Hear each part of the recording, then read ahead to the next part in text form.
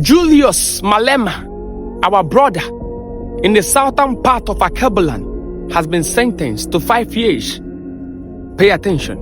Let me explain, because this is what the headline says. But let me give you an insight to that headline so you will not be misled. Pay attention. You see, this sentence is tied to an incident that happened in 2018, where our brother Julius Malema was seen discharging firearms in the air in a political rally. Okay? And so he has been sentenced to 5 years in prison. Now, using that headline, a lot of people are beginning to say, oh, Julius Malema is already in prison serving that 5 years term. No, that is not it. You need to understand there is a difference between sentence and imprisonment. As I speak to you right now, Julius, our brother, Malema, is not in prison. No, he is currently out on appeal because the law permits him to challenge that sentence in a higher court. So until that process is complete, that sentence cannot be fully enforced. So when someone is telling you that Julius, our brother, Malema, is in prison, you are not being informed. You are being misled. And in a continent like ours, where narratives shape perception, truth must be handled with discipline. So our brother is not yet in prison. No, he can still challenge that judgment in a higher court. And we have to wait till that process is being completed. Because if it's not completed, that sentence cannot yet be fully enforced. But pay attention, Akebuland, because this ones I just told you is a clarification. It is not as important as what I'm about to tell you now.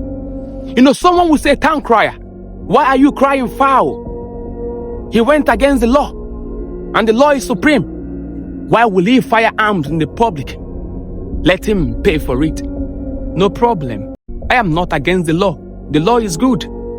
But if we are to arrest everyone who discharge arms in the air in South Africa, I hope we are going to do that to everyone. But you will tell me, Tankra, let's wait till that happens before we conclude. No problem. But let me tell you a proverb that our ancestors usually say.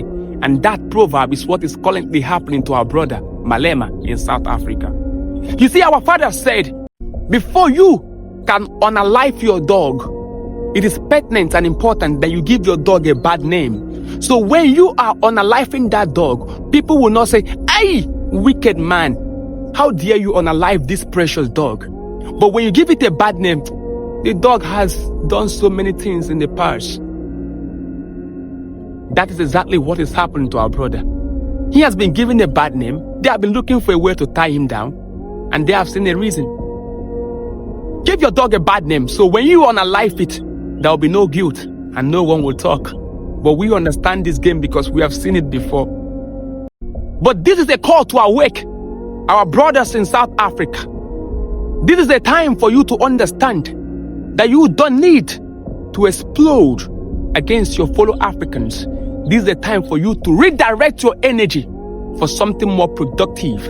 Because Malema needs your support and love at this point in time. He needs your support. He's one of the buffalo soldiers in the continent of Akebuland. He needs our love. And we are sending love to him from this forest of his fathers. We are sending support in a time like this. Because he must be supported. Because it's one of the voices screaming that the drums echoed in the ancient kingdoms of Congo. So we will not allow a moment like this to be used to pin him down. Our brothers in South Africa, this is not a time to chase fellow Africans away from your country. This is a time for Ubuntu, Uhuru, and Iwebike to be used to protect one of our own. Peace and love to all our people in all parts of the world. Peace and love.